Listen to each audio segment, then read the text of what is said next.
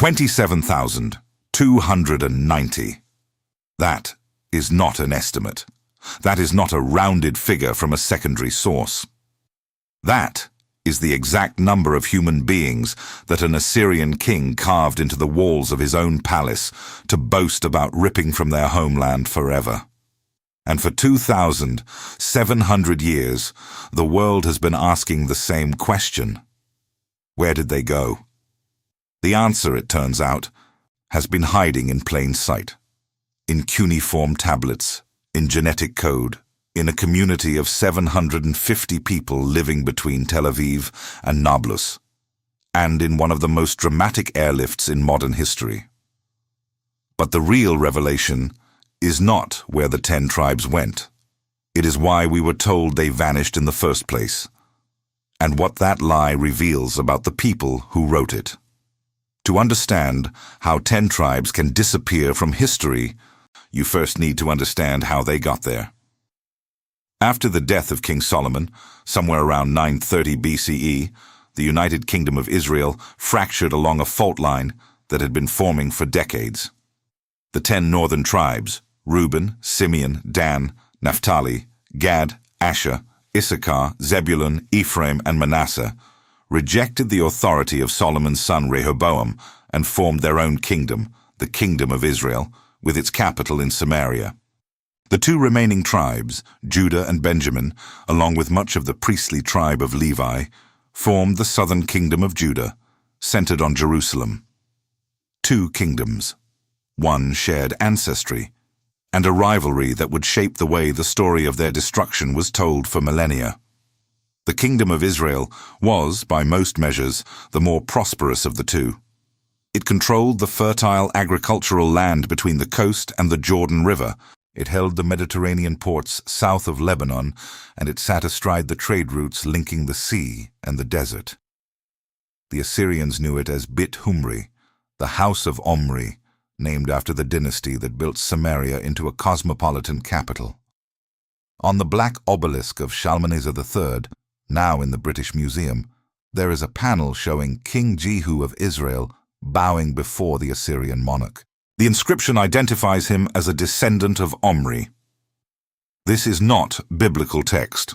This is Assyrian court propaganda, carved in the 9th century BCE, and it confirms what the archaeological record shows. The northern kingdom was wealthy, visible, and a prize worth taking. And take it they did.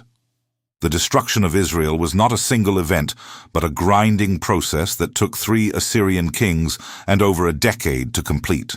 It began with Tiglath-Pileser III, one of the most ruthless military commanders in Assyrian history, a man who had seized the throne by killing every member of the previous royal family. Around 733 BCE, he launched what historians call the Galilean captivity, deporting large segments of the tribes of Reuben, Gad, and the Transjordan portion of Manasseh to the upper Mesopotamian river valley. The archaeological evidence is stark. Excavations in Galilee show a complete absence of material remains from this period. The land was emptied. It was not resettled. The people were simply gone. His son Shalmaneser V continued the campaign, besieging Samaria itself in 724 BCE. But it was the king who came after, and likely deposed, Shalmaneser, who delivered the final blow. His name was Sargon II, and until 1843 he existed only in a single verse of the Bible, Isaiah chapter 20, verse 1. No classical historian mentioned him. No archaeological record confirmed him. Scholars dismissed the biblical reference as confused or fabricated, perhaps an alternate name for another Assyrian king. Then, in 1843, the French archaeologist Paul-Émile Botta discovered the ancient city of Dur-Sharrukin, the fortress of Sargon, at modern Khorsabad in Iraq. Inside the palace, in rooms lined with colossal winged bulls, were Sargon's annals, inscribed on the walls to commemorate his reign. And there, in the text of his first year, was the boast that would rewrite history. At the beginning of my royal rule, the town of the Samaritans I besieged, conquered, And then 2 lines of the inscription are destroyed, eaten by time. And he continues, I led away as prisoners 27,000, 290 inhabitants, and equipped from among them soldiers to man 50 chariots for my royal corps. 27,290. That number is carved in stone, quite literally, in a palace that was buried under Iraqi desert for over 2,500 years. But here is the first crack in the popular narrative. That number is far too small. The population of the Northern Kingdom at its height is estimated by scholars to have been several 100,000 people.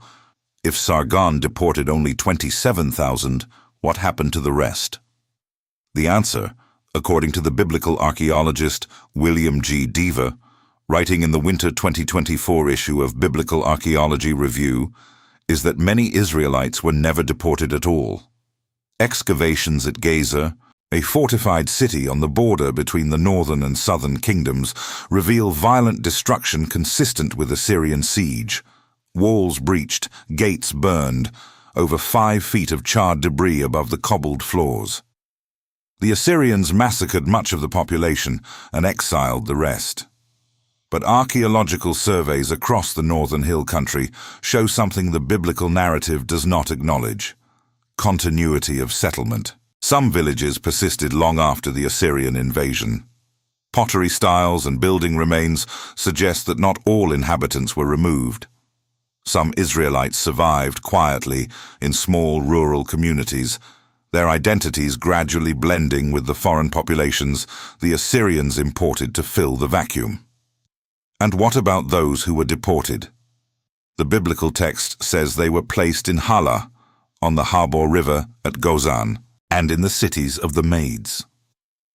For centuries, these were just names on a page. But the University College London's Assyrian Empire Builders project, directed by Professor Karen Radner, has identified these locations precisely. Halahu lies in central Assyria, in the territory that became the province of Sargon's new capital. Guzana, biblical Gozan, is in what is today northeastern Syria, and the cities of the Medes are situated in 3 provinces in the Zagros mountain range: Parsua, Harha, and Kishesim. More importantly, the deportees left traces. A 7th century Assyrian letter, catalogued as SAA 1663 and published by the project, contains the names of people living in Guzana whose names invoke the god Yahweh. These are not Assyrian names. These are Israelite names, written in cuneiform, on official correspondence, more than a century after the deportation. The deportees did not vanish into thin air. They were absorbed into the Assyrian administrative system. Some became skilled laborers, some became merchants, some became government officials. Assyrian records show Israelites serving as priests of Assyrian gods, as military officers, and possibly even as high-ranking commanders. The Rabshakeh mentioned in 2 Kings chapter 18, the Assyrian official who taunted the defenders of Jerusalem in fluent Hebrew may himself have been a deported Israelite. So the 10 tribes were not lost. They were dispersed, assimilated, absorbed into the largest empire the ancient Near East had ever seen. Their identity as a distinct people worshipping Yahweh was dissolved, not by genocide, but by something the historian Susan Bauer has described as a kind of cultural genocide, the murder not of persons, but of peoplehood. And yet the book of 2 Kings, written from the perspective of the surviving southern kingdom of Judah, declared them gone, erased. None was left but the tribe of Judah alone. This is where the story turns. Because that declaration, none was left, was not a neutral observation. It was a theological verdict. The authors of 2 Kings had a clear agenda. The northern tribes had sinned. They had worshipped other gods, and Yahweh had abandoned them. The historian S. Talman of the Hebrew University has argued that the biblical account in 2 Kings chapter 17 is tendentious, deliberately slanted to ostracize the people of the north from the story of Israel. The loss of the tribes was not just a historical event. It was a narrative construction, designed to consolidate Judah's claim as the sole legitimate heir of Abraham's covenant. And that constructed narrative created one of the most enduring and consequential myths in human history. Because once the tribes were declared lost, everyone started looking for them. And the search for the 10 lost tribes became a mirror, reflecting not the tribes themselves, but the obsessions, ambitions, and fantasies of whoever was doing the searching. The earliest recorded searcher was a man named Eldad Hadani, a Jewish traveler who appeared in Egypt in the 9th century CE and electrified the Jewish communities of the Mediterranean with claims that he had come from a Jewish kingdom far to the south, ruled by descendants of the tribe of Dan. He spoke an unknown dialect of Hebrew. He carried Hebrew books.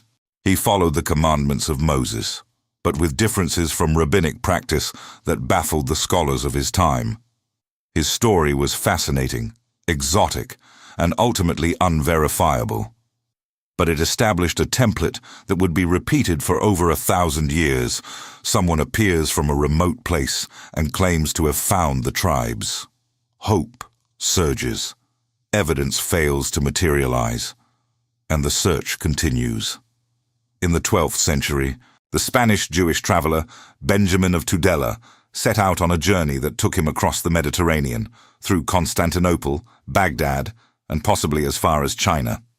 He recorded Jewish communities everywhere he went, and his accounts fueled speculation about tribal survivors in distant lands. In the 17th century, the rabbi and diplomat Manasseh ben Israel used the legend of the lost tribes to plead successfully for the readmission of Jews into England under Oliver Cromwell, arguing that the tribes must be scattered to every corner of the earth before the Messiah could come. And England was one corner where Jews were conspicuously absent. The legend was not just mythology. It was diplomacy. It was theology. It was political leverage. And then the colonial era made it something far stranger. As Professor Zvi Ben-Dor Benite of New York University documents in his definitive study, The 10 Lost Tribes, A World History, the search for the tribes became inseparable from the project of European expansion. Wherever European colonizers encountered peoples whose customs they could not explain, they reached for the lost tribes as an explanation. The Native Americans? Lost tribes. The Japanese? Lost tribes. The Afghans? Lost tribes.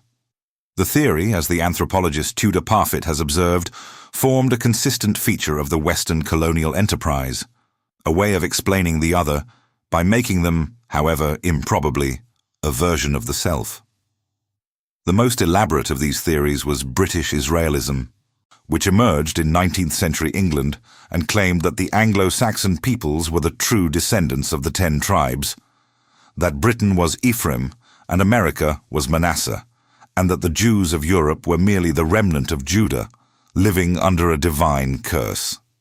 This theory, which inverted the entire framework of Jewish identity, was promoted by radio and television evangelists well into the 20th century and influenced the theology of several modern religious movements. But here is the twist that the mythmakers never expected. While adventurers, theologians, and colonial ideologues were projecting the 10 tribes onto every exotic population they encountered, actual communities of people were quietly living Jewish lives in some of the most remote places on earth. And when modern science finally turned its attention to them, the results shattered the simple narrative of lost and found. Start with the Samaritans. There are approximately 750 of them alive today, about half living in Holon, a suburb of Tel Aviv, and the other half near Nablus on Mount Gerizim, which they consider the true holy mountain. They claim to be descendants of the tribes of Ephraim, Manasseh, and Levi, Israelites who were never deported because they never left. For 2,500 years, mainstream Judaism rejected this claim, citing the Book of 2 Kings, which says the Assyrians replaced the northern population with foreigners. The Samaritans were outsiders, imposters, a mixed people with no legitimate connection to Israel. Then, in 2013, a genetic study changed the conversation. Published in the journal Human Biology by Peter Ufner, Marcus Feldman of Stanford, and colleagues from the Hebrew University, the study analyzed Y chromosome microsatellites in Samaritan males and compared them with Jewish and non-Jewish populations from Israel and beyond. The results were striking. The Samaritans showed close genetic affinity with the Kohanim, the Jewish priestly lineage traditionally traced to Aaron, the brother of Moses. Their Y chromosome distance from Palestinians was significantly greater than from Jewish priestly families. The data supported the Samaritans' own account. They are descendants of Israelites who remained in the land after the Assyrian conquest, diverged from mainstream Judaism more than 2.5 millennia ago, and survived, in ever-dwindling numbers, through endogamy and isolation. The Israeli historian Talman had already noted that 2 Chronicles chapter 30, verse 1, could be read as confirming that a large fraction of the tribes of Ephraim and Manasseh remained in Israel after the Assyrian exile. The genetic evidence aligned with this reading. The Samaritans were not imposters. They were, in a very real sense, the last living remnant of the northern kingdom. The tribes that were never truly lost because they never truly left. They had simply been written out of the story by the people who controlled the narrative. Now go 3,000 miles south to the highlands of Ethiopia. The Beta Israel, a community whose members call themselves the House of Israel, practiced a form of Judaism based on the Torah and the Book of Jubilees, observed the Sabbath, followed dietary laws rooted in Leviticus, and maintained a priestly class for centuries, in almost complete isolation from the rest of the Jewish world. Their tradition held that they descended from the tribe of Dan, who had fled the civil war in the Kingdom of Israel and migrated south through Egypt into the Horn of Africa. Some versions of their origin story connected them to the biblical encounter between King Solomon and the Queen of Sheba. In 1973, the Sephardi chief, Rabbi Ovadia Yosef, ruled that the Beta Israel were indeed Jews, descendants of the tribe of Dan, making them eligible for immigration to Israel under the law of return. But when genetic studies were conducted, the picture became more complicated. A 2010 genome-wide study by Behar and colleagues, published in Nature, found that the Beta Israel clustered genetically with neighboring Ethiopian populations, the Amhara and the Tigrayans, rather than with any other Jewish group, including the geographically close Yemenite Jews. A separate study estimated that the community was founded about 2,000 years ago by a relatively small number of Jews from elsewhere, with local converts joining over the centuries.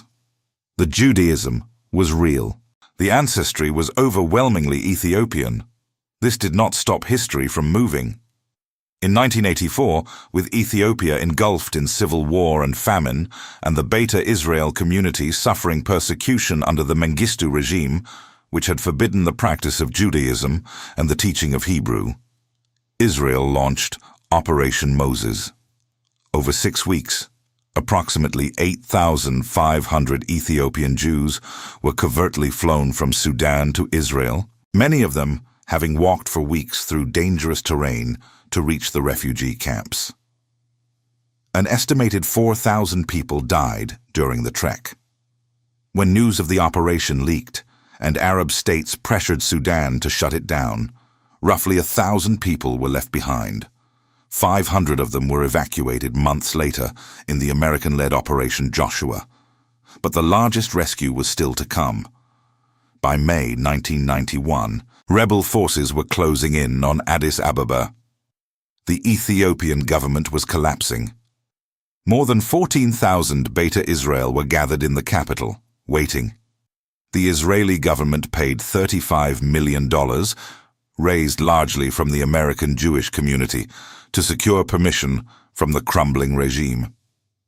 And then, on May 24, 1991, Operation Solomon began.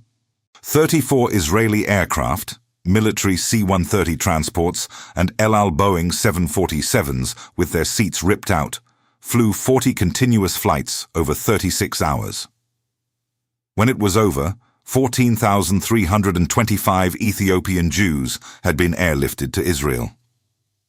One El Al 747 set a world record that still stands, at least 1,088 passengers on a single aircraft, including 2 babies born in flight. The passengers were so light from malnutrition that the planes could carry far more than their rated capacity. 5 more babies were born during the operation. 8 children came into the world somewhere between Africa and the land their ancestors had left, or more precisely had been told they had left, millennia ago. Now travel 5,000 miles east to the mountainous border region between India, Bangladesh, and Myanmar. Here, among the Chin, Kuki, and Mizo ethnic groups, Tibeto-Burman peoples with no historical connection to the Middle East, a community of about 10,000 people called the B'nai Menashe claims descent from the tribe of Manasseh.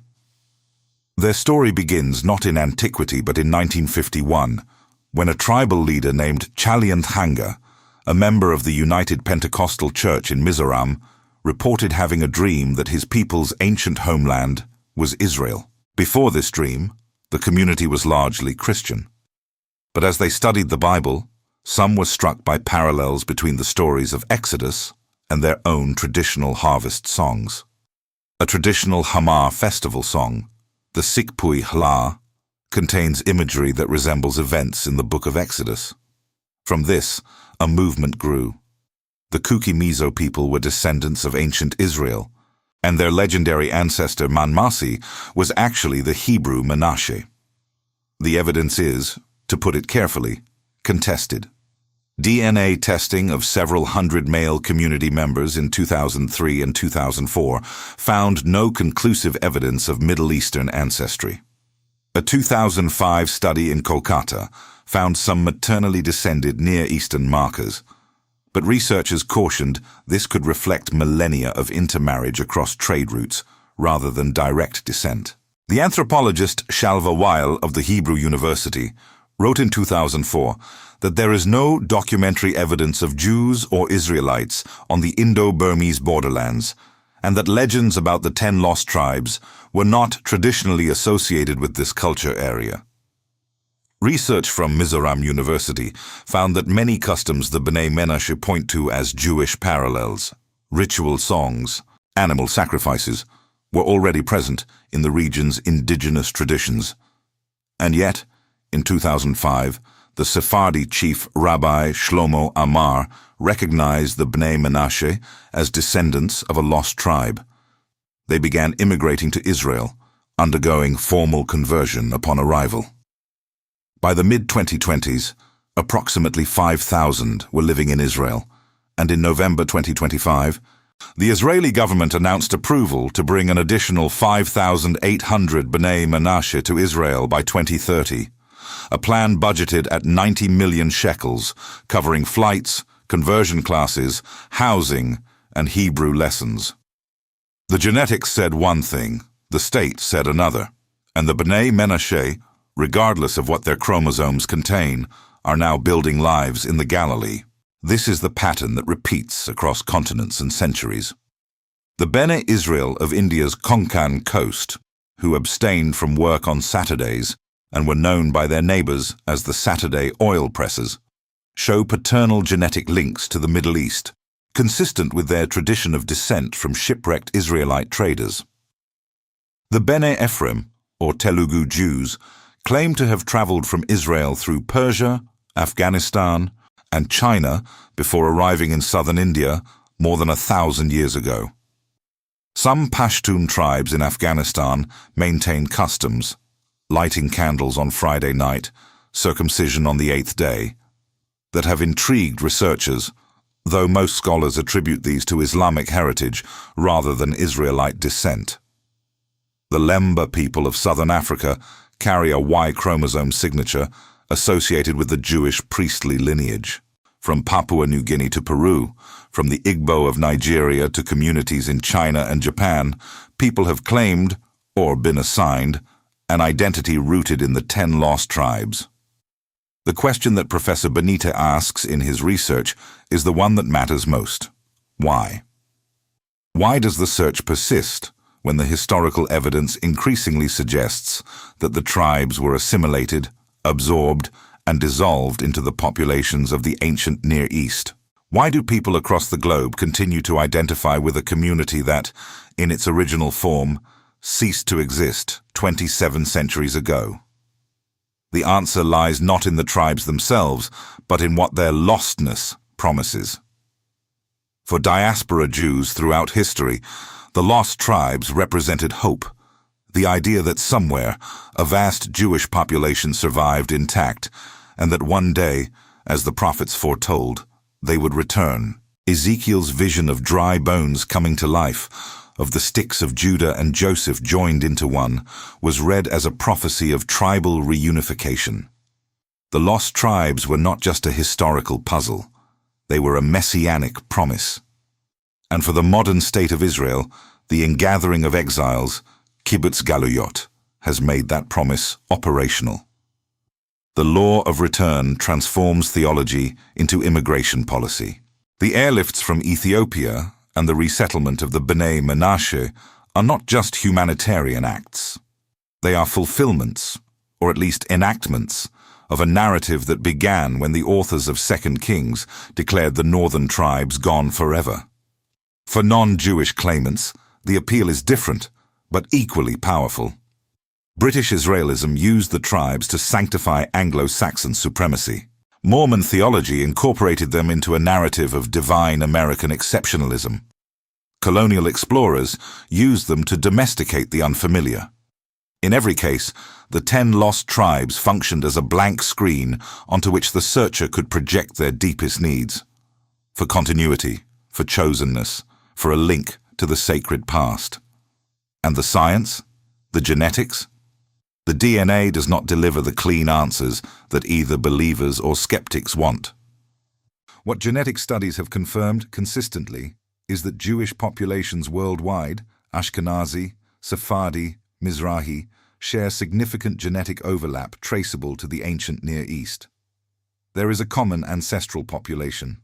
The Kohanim signature, the Y chromosome markers, the autosomal clustering, they all point back to the Levant. But whether any specific modern community descends from a specific lost tribe remains, in the words of the geneticist Karl Skorecki, who co-discovered the priestly gene, unprovable. After thousands of years, the genetic traces of a specific tribal identity may simply be too diluted to detect. What we are left with, then, is not a mystery solved, but a mystery reframed. The 10 tribes were not swallowed by the earth. They did not cross a magical river of stones. They did not found Japan, or colonize Britain, or build the mounds of Mississippi. What happened to them is at once more mundane and more devastating than any legend. They were scattered by an empire that specialized in scattering, and they were absorbed by the cultures that surrounded them, generation by generation, until the distinctiveness that made them Israelites. The names, the rituals, the language, the covenant faded into the background noise of history. The Samaritans, clinging to Mount Gerizim with their ancient Torah and their 750 souls, may be the closest thing to a surviving fragment. The rest became part of the human river. But the story does not end with dissolution. It ends with something stranger and more human. It ends with a Pentecostal leader in Mizoram dreaming of Jerusalem. It ends with Ethiopian families walking through the desert towards Sudan, carrying their dead children because they believed they were going home. It ends with a Boeing 747 so full of starving people that it could hold 1,000 of them, and with babies born somewhere over the Red Sea, entering the world between the continent their ancestors had lived on for centuries and the land that a 2,700-year-old promise said was theirs.